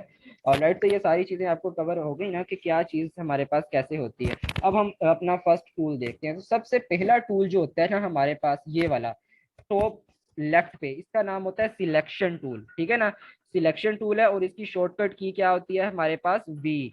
मतलब अब मैंने कोई और टूल सिलेक्ट किया हुआ है ना, मैं स्क्रीन पे हूँ, अब मैंने सिलेक्शन टूल सिलेक्ट करना है, तो एक मेरे पास तरीका होता है कि मैं यहाँ पे जाके सिलेक्शन टूल पे क्लिक करके इसको सिलेक्ट करूंगा। दूसरा तरीका क्या होगा, मैं अपने कीबोर्ड से शॉर्टकट की प्रेस करूंगा वी। तो जैसे ही मैंने वी प्रेस किया तो देखिए मेरा सिलेक्शन टूल सिलेक्ट हो गया ऑटोमेटिकली। तो ये इसकी शॉर्टकट की। अब सिलेक्शन टूल का काम क्या होता है, बेसिकली सिलेक्शन करना। ठीक है ना, किस चीज की सिलेक्शन करना है, वो कोई शेप हो सकती है, कोई ऑब्जेक्ट हो सकता है, कोई भी चीज हो सकती है। ठीक है, अब सिलेक्शन टूल को समझने के लिए सबसे पहले हम कोई ना कोई शेप बनाएंगे। तो शेप बनाने के लिए मैं यहाँ पे अपने सेकंड टूल के ऊपर आऊंगा, ये है मेरा रेक्टेंगल टूल। ठीक है ना, रेक्टेंगल टूल पे मैं आऊंगा और यहाँ पे सिंपली फॉर एग्जांपल मैंने एक रेक्टेंगल बनाया। ये मैंने रेक्टेंगल बनाया। अब ये जो मैंने रेक्टेंगल बनाया है, इस रेक्टेंगल का कलर क्या है मेरे पास, ब्लू। ठीक है ना, इसका कलर मैं अगर चेंज करना चाहूँ अपने रेक्टेंगल का, तो मैं क्या करता हूँ, यहाँ पे कलर्स में आऊंगा, फिल कलर से आके कोई भी कलर मैं सिलेक्ट कर सकता हूँ। एग्जाम्पल मैं ये रेड कलर करना चाहता हूँ, ओके किया तो इसका कलर देखें ये हो गया। इसी तरह मैं इसका आउटलाइन भी चेंज कर सकता हूँ। देखें फिलहाल इसकी आउटलाइन जो है वो ब्लैक है, अगर आउटलाइन में ब्लू करना चाहूँ तो मैं ब्लू भी कर सकता हूँ। ओके कर दिया तो ये देखें ब्लू हो गई। अब मैं यहाँ पे अपना सिलेक्शन टूल सिलेक्ट करता हूँ, तो ये देखें अगर गौर से देखें, मैं अपने डिजाइन को अगर जूम करूं, जो मैंने शेप बनाई है इसका देखें फिल कलर जो है ये रेडिश सा है, और इसके बॉर्डर जो है ये इसका ब्लू कलर का है। ये ग्राफिक डिजाइनिंग के अंदर ना, हम जब भी शेप्स के अंदर वर्क कर रहे होते हैं तो हमारे पास दो तरह के कलर्स होते हैं। देखिए अब मैंने सिलेक्शन टूल लिया, सिलेक्शन टूल से आके मैंने इस पे क्लिक किया अपनी शेप पे, और इस पे माउस से लेफ्ट क्लिक प्रेस करके, एक तो मैं सिलेक्शन टूल का ये काम होता है अपनी शेप को मूव करवा सकता हूँ किसी एक जगह से किसी दूसरी जगह के ऊपर। ठीक है, एक मेरे सिलेक्शन टूल का ये काम है। दूसरा काम होता है सिलेक्शन टूल का, कहीं से भी मैं इसको कॉर्नर पे जाके इसको मैं इस तरह से स्ट्रेच कर सकता हूँ या इसको एक्सटेंड कर सकता हूँ। ये काम मैं कर सकता हूँ अपने सिलेक्शन टूल से। दूसरा होता है किसी भी कॉर्नर से पकड़ के मैं इसको इस तरह से लाइक साइज इसका छोटा या बड़ा कर सकता हूँ, एक ये काम होता है मेरे सिलेक्शन टूल का। और दूसरा होता है अगर मैंने इसको रोटेट करवाना है, मैं सिलेक्शन टूल लेता हूँ और अगर कॉर्नर पे लेके जाऊं, यहाँ पे जैसे मैं एरो अपना किसी भी कॉर्नर पे लेके जाता हूँ, तो अगर गौर से देखें शेप जो है मेरी सिलेक्शन टूल की, जो पहले एरो से आ रहा था वो अब राउंडेड से एरो बन चुके हैं। इसका क्या मतलब होता है, अब मैं यहाँ पे क्लिक करके क्लॉकवाइज या एंटी क्लॉकवाइज जितने भी डिग्री इसको रोटेट करूंगा, तो मेरी जो शेप है उतने डिग्री रोटेट हो जाएगी। यहाँ पे जब मैं रोटेट करता हूँ, देखिए अगर गौर से आप स्क्रीन को अगर जूम करके देखेंगे तो साथ मेरे एंगल भी नजर आ रहा होता है कि कितने डिग्री आप इसको रोटेट कर रहे हैं।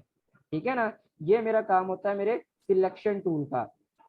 ये मैं इसको अगेन 0 डिग्री पे ले आता हूँ, यहाँ पर देखें 0 डिग्री पे रखा तो ये अपनी असल जगह पे आ गया। तो एक ये काम होता है मेरे सिलेक्शन टूल का, किसी भी शेप को पकड़ के मूव करवाना। अब यहाँ पे देखिए मैंने आपको बताया जब भी कोई भी शेप के अंदर हम काम कर रहे होते हैं ना, हमारे पास दो तरह के कलर्स होते हैं उस शेप के, एक होता है फिल कलर और एक होता है आउटलाइन कलर, या जिसको हम कहते हैं स्ट्रोक कलर। फिल कलर क्या होता है, आपका इनसाइड का कलर जो शेप के अंदर का कलर होता है, और स्ट्रोक क्या होता है, जो उसके बॉर्डर्स का कलर होता है। ठीक है ना, ये हम यहाँ से भी चेंज कर सकते हैं, लाइक फिल कलर मैंने चेंज करना है, यहाँ से फिल कलर मैं इसका कर देता हूँ ग्रीन कर दिया, तो ये देखें यहाँ पे ये मेरा फिल कलर होता है, जिसे को हम एक्स से शॉर्टकट की होती है इसकी एक्स। और इसी तरह हमारे पास एक और कलर होता है यहाँ पे, इसको भी हम एक्स से रोटेट करवा सकते हैं, ये होता है हमारा स्ट्रोक कलर। फॉर एग्जाम्पल मैं यहाँ पे स्ट्रोक करना चाहता हूँ इसका येलो, तो मैंने इसका स्ट्रोक कर दिया येलो। वैसे मैं इनको यहाँ से रोटेट भी करवा सकता हूँ। यहाँ पे देखिए एक राउंडेड सा एरो आ रहा है, मैं इस पे क्लिक करूंगा तो देखिए मेरे कलर्स जो है मतलब चेंज हो जाते हैं। फिल कलर स्ट्रोक में चला जाता है, स्ट्रोक कलर फिल में आ जाता है, या इसकी शॉर्टकट की होती है मेरे पास एक्स, मैं एक्स से भी इसको आगे पीछे कर सकता हूँ। ठीक है ना, यहाँ से भी कलर चेंज कर सकते हैं अपनी शेप का। दूसरा अगर मैं इसके कंट्रोल पैलेट में आ जाऊँ या यहाँ पे मैं अपने ऑप्शन बार में आ जाऊँ, यहाँ से मैं फिल कलर इसका चेंज कर सकता हूँ। फॉर एग्जाम्पल मैं फिल कलर कर देता हूँ रेड, और मैं इसका स्ट्रोक कर देता हूँ यहाँ से मैं ब्लू। ठीक है ना, और स्ट्रोक का साइज भी यहाँ से बढ़ा सकते हैं, मतलब स्ट्रोक को कितना थिक करना है या कितना थिन करना है। तो देखिए मैं यहाँ पे स्ट्रोक की वैल्यू बढ़ाता जा रहा हूँ तो इसका स्ट्रोक जो है उतना ज्यादा थिक होता जा रहा है, ये देखें। और अगर मैं यहाँ पे स्ट्रोक की वैल्यू कम करता जाऊं तो उसका स्ट्रोक उतना ही ज्यादा थिन होता जा रहा है, ठीक है ना, इस तरह से। ये देखिए अभी अगर मैं जूम करके आपको दिखाऊं तो ये मेरा जो ब्लू कलर का इसका स्ट्रोक है, या जिसको हम आउटलाइन कहते हैं, और रेड कलर का इसका फिल कलर है मेरी शेप का, ठीक है। इसी तरह अगर मैं अपने इस स्ट्रोक, अभी मेरा जो स्ट्रोक है वो सीधी लाइन है, अगर मैं यहाँ पे इसकी जो टाइप है देखिए यूनिफॉर्म है, अगर मैं इसको विड्थ प्रोफाइल करूँ तो स्ट्रोक जो है मेरा अजीब सा चेंज हो चुका है। अगर आप गौर से देखें, मैं यहाँ पे इसको जूम करता हूँ, जूम करने के लिए शॉर्टकट की होती है हमारे पास कंट्रोल और प्लस। जूम इन करने के लिए कंट्रोल और प्लस एक साथ प्रेस करेंगे तो जूम इन हो जाएगा, और कंट्रोल और माइनस एक साथ प्रेस करेंगे तो जूम आउट हो जाएगा, ठीक है ना। और इसी तरह जूम इन जूम आउट करने के लिए यहाँ पे भी आपको ऑप्शन मिल जाएंगे। लाइक अगर यहाँ पे जाऊँ, ये देखें वैल्यू यहाँ पे, अच्छा यहाँ पे मेरे पास अभी नहीं आ रहा जूम इन जूम आउट का, क्योंकि मैंने वहां से उसको क्लोज किया हुआ है।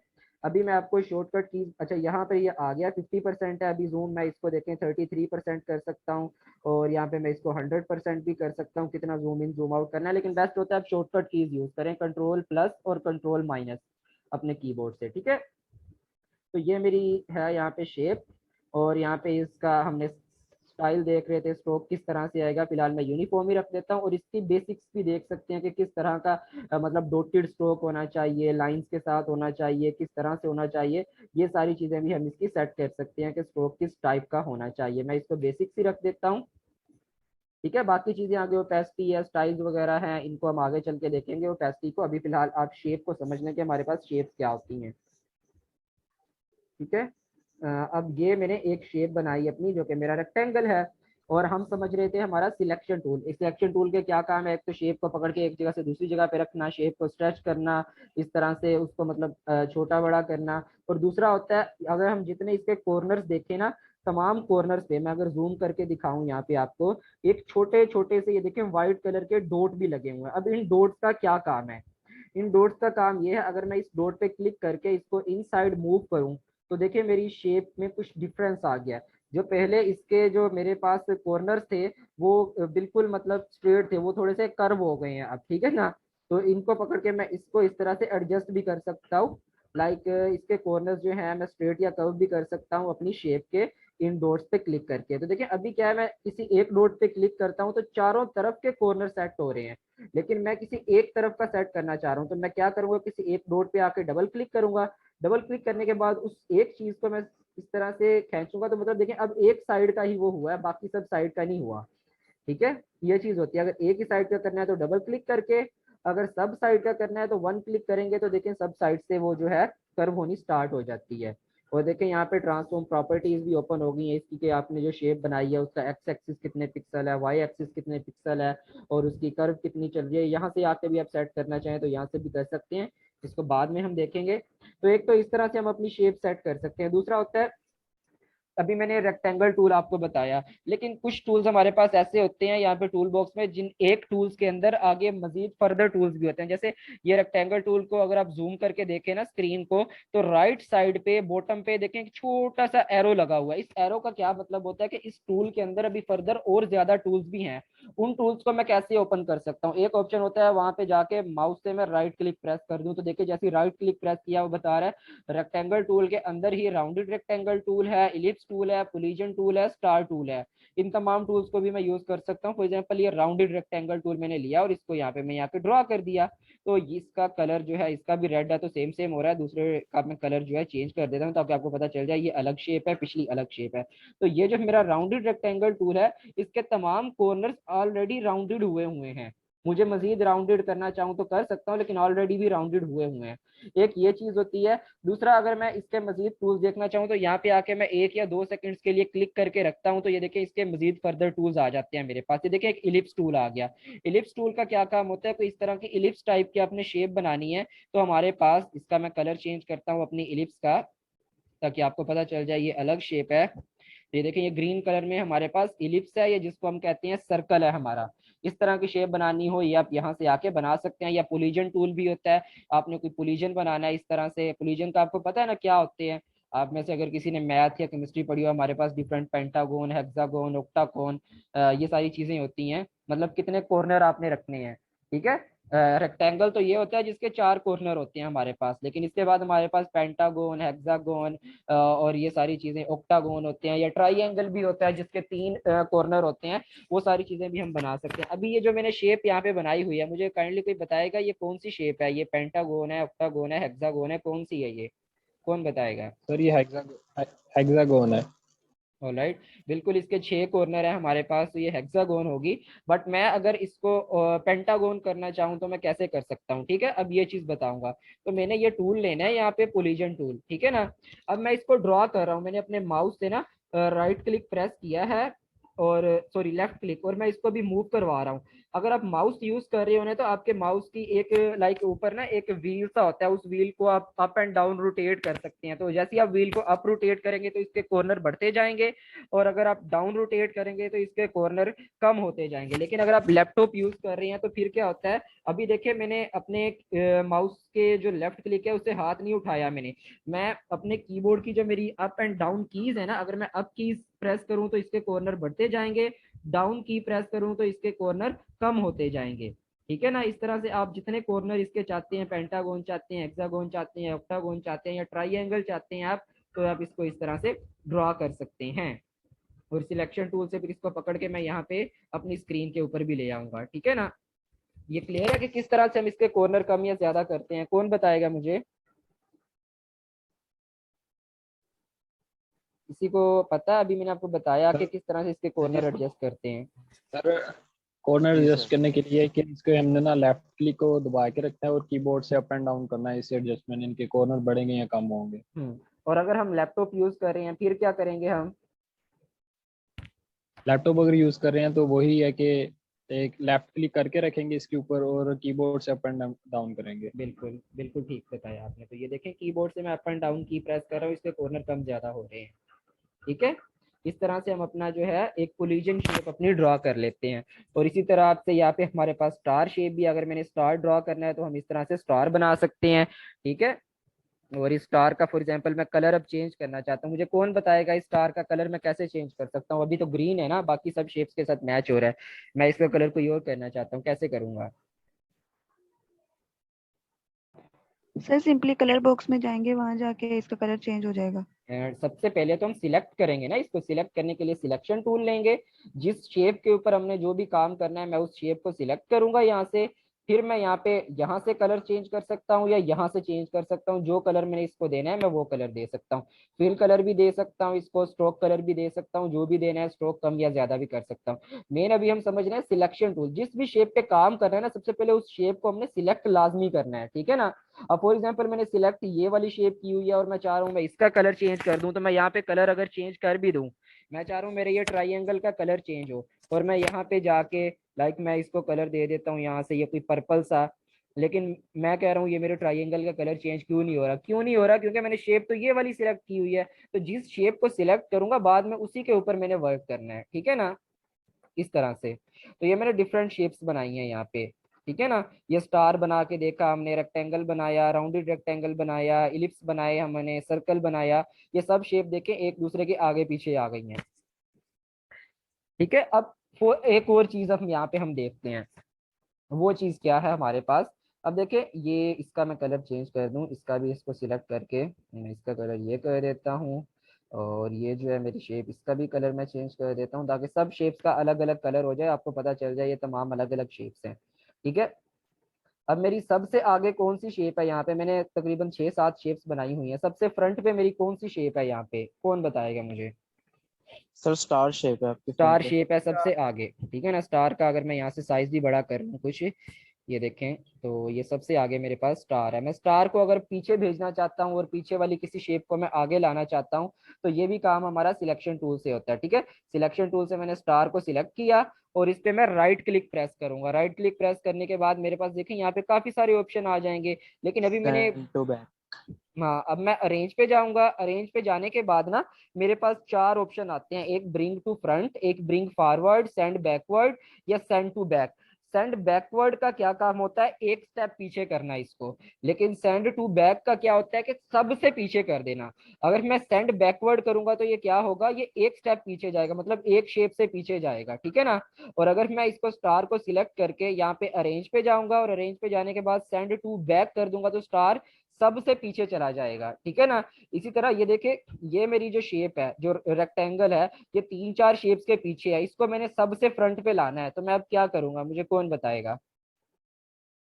सर इसको सिलेक्ट करके आप राइट क्लिक करेंगे, देन फिर आप वहां से अरेंज में जाके सेंड टू फ्रंट।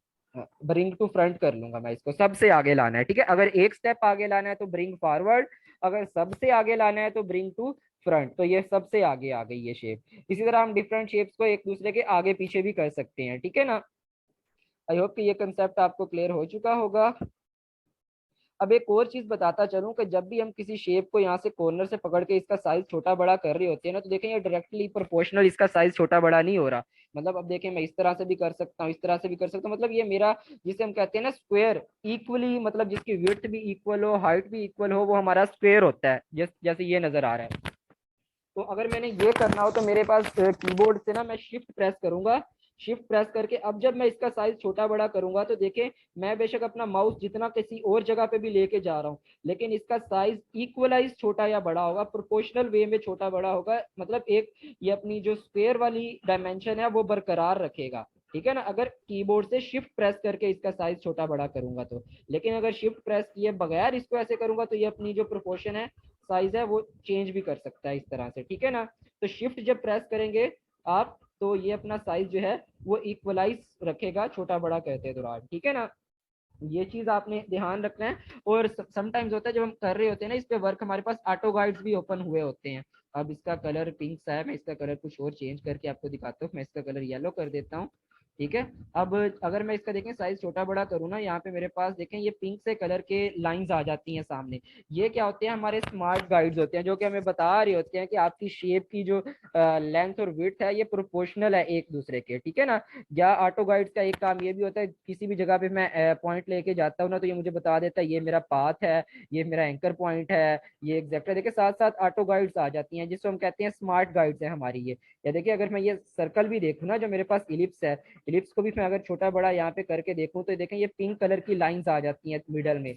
ये पिंक कलर की लाइंस क्या बताती हैं कि ये प्रोपोर्शनल हो गई है मेरी शेप, ठीक है ना। ये स्मार्ट गाइड्स होती हैं। अगर आपको ये स्मार्ट गाइड्स जो नहीं हो रही होंगी ना, तो आपने सिंपली क्या करना है, यहाँ पे व्यू वाले मेन्यू में आ जाना है और यहाँ पे देखिए स्मार्ट गाइड्स को टिक कर लेना है यहाँ पे। अभी मैं अगर इसको अनटिक करूँ ना स्मार्ट गाइड को, और अब मैं आके यहाँ पे देखें कुछ भी काम करता हूँ, तो देखें मुझे ये पिंक कलर की लाइंस शो नहीं कर रहा, मुझे गाइड्स नहीं दे रहा। तो मैंने क्या करना है, व्यूज में जाऊंगा, यहाँ पे व्यू वाले मेन्यू में, और यहाँ से स्मार्ट गाइड पे मैं टिक कर लूंगा। तो जैसे स्मार्ट गाइड पे टिक किया तो अब देखिए मेरे पास मेरी स्मार्ट गाइड्स आने लग गई हैं। जहाँ पे भी मैं एरो लेके जाता हूँ वो पिंक कलर का मुझे बता देगा। जैसे यहाँ पे देखे, मैं इसको पकड़ के छोटा बड़ा करता हूँ, देखें पिंक कलर की लाइंस आ जाती हैं मेरे पास, जो कि मुझे बताती हैं ये चीज क्या है, ये चीज क्या है, सारा साथ साथ लिख के आ जाता है और लाइंस भी आ जाती हैं। ये क्लियर है आप लोगों को, यहाँ तक किसी का भी कोई क्वेश्चन हो। मैं इन तमाम चीज़ों को सिलेक्ट करके कीबोर्ड से डिलीट की प्रेस करके इनको डिलीट कर रहा हूँ। कोई भी क्वेश्चन हो यहाँ पे किसी का भी, तो आप लोग मुझसे पूछ सकते हैं। क्या चल रहा है यहाँ पे मैसेज बॉक्स के अंदर, अटेंडेंस नहीं देनी। सी आर जी आर जब आपको कहेंगे आप अटेंडेंस लगा सकते हैं यहाँ पे, बल्कि लगा दें C R G R, note down कर लें आप इनकी अटेंडेंस। आज हम ज़्यादा नहीं पढ़ेंगे, मैंने आपको इंट्रोडक्शन दिया, इलस्ट्रेटर का टूल्स वगैरह समझाए हैं इनके, और पेज डायमेंशन समझाई है। और हमने आज एक टूल ही देखा है, हमारा एक रेक्टेंगल टूल और दूसरा हमारा सिलेक्शन टूल के सिलेक्शन टूल का क्या काम होता है, ठीक है ना। ये आप लोगों को आई होप के समझ लग गई होगी। अगर नहीं लगी किसी को तो मुझसे अभी पूछ सकते हैं। यहाँ पे सबको समझ लग गई है कि मैं क्वेश्चन करूं आप लोगों से यहाँ पे। सर आपने सिलेक्शन टूल के लिए भी एक शॉर्टकट की बताई थी, वो एक दफा रिपीट कर दें। सिलेक्शन टूल की शॉर्टकट की होती है वी, हमारी कीबोर्ड से वी प्रेस करेंगे तो सिलेक्शन टूल आपका आ जाता है। देखिए यहाँ पे अगर आप किसी भी टूल की शॉर्टकट की जाननी हो ना, उस टूल पे एरो लेके जाते हैं, वो उस टूल का नाम भी बता देता है और साथ उस टूल की शॉर्टकट की भी आपको नजर आ जाती है कि इसकी शॉर्टकट की क्या है। और आपके रेक्टेंगल टूल की शॉर्टकट की है एम। रेक्टेंगल टूल सिलेक्ट करना है, कीबोर्ड से एम प्रेस करेंगे आप तो रेक्टेंगल टूल ऑटोमेटिकली सिलेक्ट हो जाएगा और यहाँ पे आप कोई भी रेक्टेंगल ड्रॉ कर सकते हैं इस तरह से, ठीक है ना। और इसका साइज भी एडजस्ट कर सकते हैं अपने रेक्टेंगल का, वो सिलेक्शन टूल से, सिलेक्शन टूल को लेके इस तरह से। ये क्लियर है यहाँ तक आपको? और एक और हमारा हैंड टूल जी भी होता जी है। सर। अच्छा, यहाँ पे दो डिफरेंस समझ लें। सिलेक्शन टूल का काम मैंने आपको बताया किसी भी शेप को पकड़ के मूव करवाना, और एक आपका होता है यहाँ पे हैंड टूल, जिसकी शॉर्टकट की होती है एच। एच प्रेस करेंगे, हैंड टूल सिलेक्ट हो जाएगा। हैंड टूल का क्या काम होता है? पूरे के पूरे पेज को पकड़ के एक जगह से दूसरी जगह मूव करवाना। हाथ से यही होता है ना, हाथ से आप पेज को पकड़ के एक जगह से दूसरी जगह कर सकते हैं। तो ये हैंड टूल का काम होता है कि पूरे के पूरे आर्ट बोर्ड को मूव करवाना। और सिलेक्शन टूल का क्या काम होता है? एक शेप को पकड़ के एक जगह से दूसरी जगह मूव करवाना। ठीक है ना? आई होप कि ये आपको क्लियर हो चुका होगा। सर आपने इसकी आउटलाइन को थिक और थिन का बताया था, वो बता दें। ओके, आउटलाइन किसी भी शेप के ऊपर जब आपने वर्क करना होता है तो ना, सबसे पहले सिलेक्शन टूल लेके वो शेप आपने सिलेक्ट करनी है। तो जब आप शेप सिलेक्ट कर लेंगे ना, तो यहाँ पे उसके ऑप्शंस आपको शो हो रहे होते हैं ऑप्शन बार के अंदर। यहाँ पे एक तो आप इसका फिल कलर भी चेंज कर सकते हैं कि फिल कलर क्या रखना है आपने। दूसरा, आउटलाइन कलर चेंज कर सकते हैं, आउटलाइन कलर आपने क्या रखना है। ठीक है, फॉर एग्जाम्पल मैंने यहाँ पे ब्लू रखा हुआ है, और इसके स्ट्रोक की थिकनेस कितनी बढ़ानी है। देखिए यहाँ पे 1 पॉइंट है, तो मैं इसको अगर जितने पॉइंट बढ़ाता जाऊं, उसकी थिकनेस देखें उतनी ज्यादा इंक्रीज होती जा रही है। ये देखिए, और अगर मैं यहाँ से इसके पॉइंट्स कम करता जाऊं स्ट्रोक के, तो उसका स्ट्रोक वहां से कम होता जा रहा है। ठीक है ना? समझ लगी आपको ये चीज? जी ऑलराइट। सर। ठीक है, अब मैं थोड़े से क्वेश्चंस करूंगा आप लोगों से, चेक करूंगा कि आप लोगों ने क्लास ली है या नहीं। एक मिनट, अगर ऑलराइट। हमको शेप वगैरह बनाती है, मतलब पूरी बन गई है शेप और अचानक हमसे डिलीट हो गई है, क्लियर हो गई है, हम्म। तो चलिए वो परमानेंटली डिलीट हो जाती है या फिर हमें वो अगेन दोबारा बनानी हाँ जी, पड़ेगी? आप अंडू और रीडू का पूछ रहे हैं। हमारे पास कंप्यूटर्स के अंदर अंडू और रीडू की होती है। समटाइम्स ऐसे होता है, मैं कोई काम कर रहा हूँ ना, मुझसे बाय मिस्टेक या ये डिलीट हो गई, या इसका साइज चेंज हो गया, या फॉर एग्जांपल कीबोर्ड से डिलीट की डिलीट हो गई, तो अंडू करना है तो आप कंट्रोल जी प्रेस करेंगे तो आप एक स्टेप पीछे आ जाते हैं। ये आपकी अंडू की होती है। ये सारी शॉर्टकट कीज मैं आपके साथ शेयर कर दूंगा कि कौन सी शॉर्टकट की प्रेस करने से क्या होगा। ये कंट्रोल जी प्रेस करेंगे तो अंडू हो जाता है। अगर आपको लगता है कि नहीं, ये मैंने अंडू नहीं करना था, ये तो मैंने गलत कर दिया, पहले ठीक काम कर रहा था, तो फिर रीडू आप कर सकते हैं। रीडू की आप प्रेस कर सकते हैं, आप वो उससे आप कंट्रोल शिफ्ट एक्स प्रेस कर सकते हैं। आप सॉरी, कंट्रोल शिफ्ट जी प्रेस करेंगे। अभी ये मेरा थोड़ा सा हैंग हो रहा है इलस्ट्रेटर, मैं इसको सेट कर लूँ। सॉरी। तो अभी मैं ना कंट्रोल जी कर लेता हूँ यहाँ पे। ये चीज़ मेरे पास वापस आई, और मैं कंट्रोल शिफ्ट जी प्रेस करूंगा तो ये रीडू हो जाएगी, और कंट्रोल जी प्रेस करूंगा तो ये अंडू हो जाएगी। तो ये अंडू और रीडू की होती है। समटाइम अगर आप काम करते वक्त कोई भी मिस हो जाए तो आपने अंडू या रीडू कर सकते हैं अपना वर्क आप। ठीक है? और कोशिश सेव करने की शॉर्टकट की होती है आपके पास कंट्रोल एस। क्योंकि आपको पता है पाकिस्तान के अंदर जब आप काम कर रहे हो, खास तौर पे पीसी के ऊपर, तो कोई पता नहीं होता, किसी भी टाइम लाइट जा सकती है। तो आप मतलब 1-2 घंटे लगा के आपने काम किया, काम कंप्लीट होने वाला होता है, और अचानक लाइट चली गई, आपका पीसी ऑफ हो गया, तो जितना आपने काम किया होता है वो सारा जाया जाता है। तो कोशिश किया करें साथ साथ इसको सेव भी करते रहा करें जो भी काम करें। सेव करने के लिए एक तो मेथड होता है, फाइल पे जाके आप इसको यहाँ से सेव कर सकते हैं या सेव एज कर सकते हैं। सेव होता है कि इसी फाइल को सेव किया जाता है, और सेव एज होता है कि एक नई फाइल बना के उसको सेव कर दिया जाता है। तो सेव यहाँ से भी आप कर सकते हैं, और शॉर्टकट की होती है control S. Control S press करेंगे तो यहाँ पे आप कोई भी नाम दे के जहाँ भी अपने डिवाइस में जिस फोल्डर में इसको सेव करना है आप उसको वहाँ पे सेव कर सकते हैं। एक ये चीज होती है। दूसरी क्या होती है, इसको एक्सपोर्ट करना। फॉर एग्जाम्पल मैंने एक डिजाइन क्रिएट किया है, मैंने एक ये शेप बनाई है, और मैं इसकी एक और कॉपी बना लेता हूँ। यहाँ पे मैंने एक ये शेप बनाई, मैंने ये शेप बनाई, ये 3-4 ना मैं यहाँ पे कॉपीज ले लेता हूँ। यहाँ पे मैं इसको रखता हूँ, और मैं इसकी एक और कॉपी बना लेता हूँ, उसको मैं यहाँ पे रखता हूँ, और इसकी एक और कॉपी बना के इसको यहाँ पे रख लेता हूँ। एक मिनट, मेरी ये जूम मीटिंग वाली ना बार बार दरमियान में आ रही है, इसको मैं साइड पे कर रहा हूँ। ठीक है, तो ये मैंने बनाई। फॉर एग्जांपल मैंने ये एक शेप बना ली। ठीक है, अब मैं इसको सेव करना चाह रहा हूँ या एक्सपोर्ट करना चाह रहा हूँ एक जेपीजी फॉर्मेट में या पीएनजी फॉर्मेट में। तो मैं फाइल में जाऊंगा, यहाँ पे जाके इसको एक्सपोर्ट करूंगा, एक्सपोर्ट एज पे क्लिक करूंगा। अब इसको बताऊंगा मैंने पीएनजी फॉर्मेट में इमेज चाहिए, मुझे जेपीजी फॉर्मेट चाहिए, एसवीजी फॉर्मेट चाहिए। ये सारे फॉर्मेट्स को आगे चल के हम डिटेल से देखेंगे, लेकिन अभी आपने ना जेपीजी या पीएनजी सिलेक्ट कर लेना है। मैं जेपीजी सिलेक्ट करूंगा, और यहाँ पे इसको नेम दे देता हूँ माई फर्स्ट डिजाइन। ठीक है ना?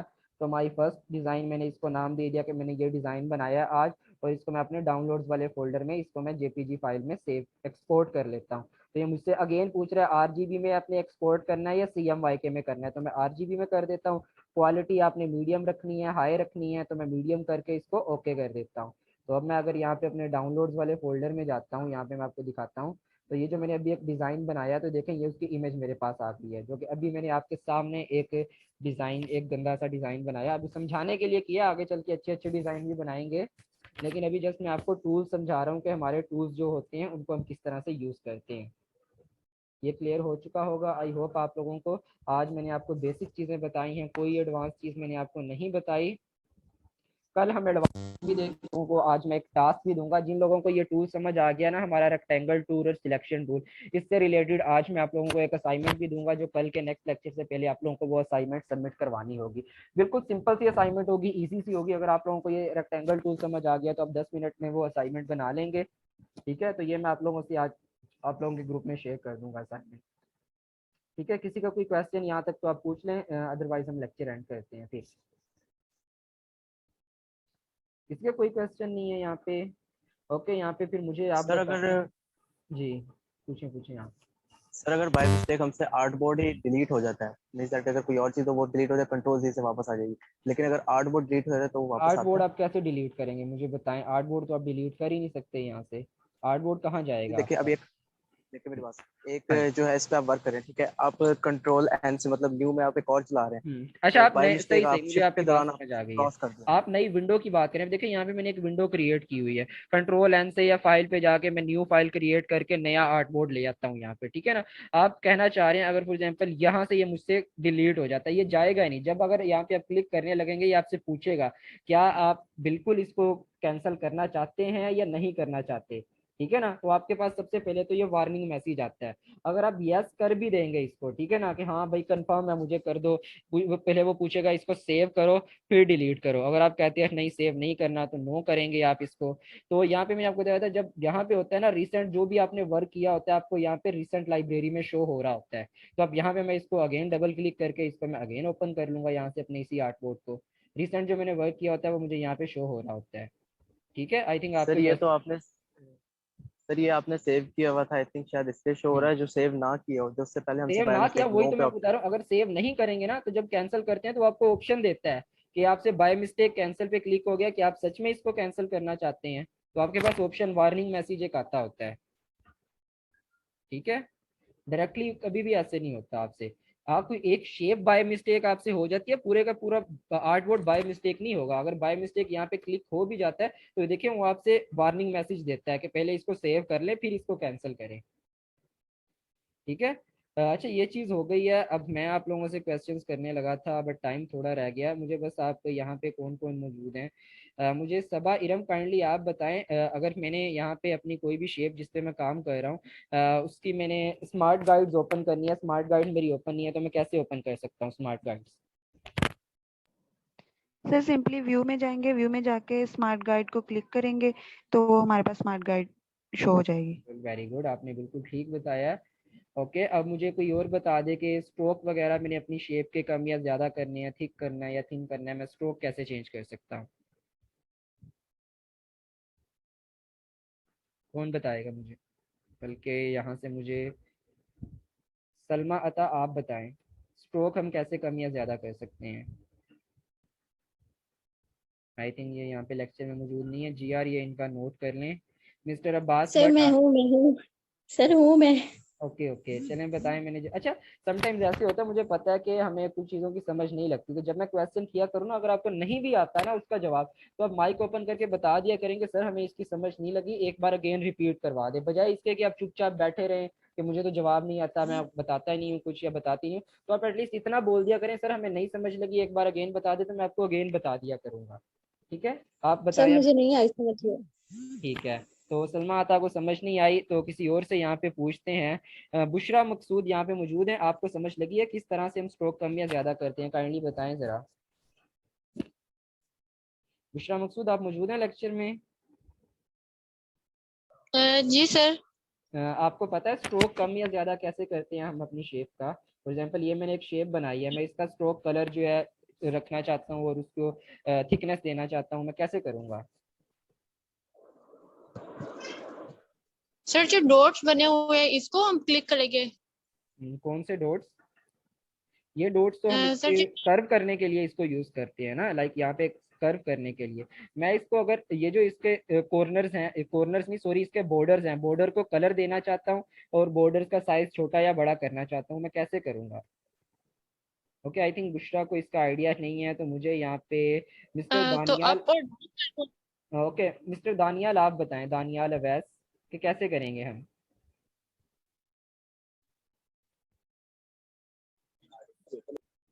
दानियाल आप लेक्चर में मौजूद हैं? मिस्टर इब्रार आप बताएं। सर ये जो है अगर ये ऑप्शन में रेक्टेंगल के लिखा हुआ स्ट्रोक, फिर हम स्ट्रोक्स कम या ज्यादा करते रहेंगे। सबसे पहले तो यहाँ पे स्ट्रोक का हम कलर देंगे, जो भी हमने कलर देना है।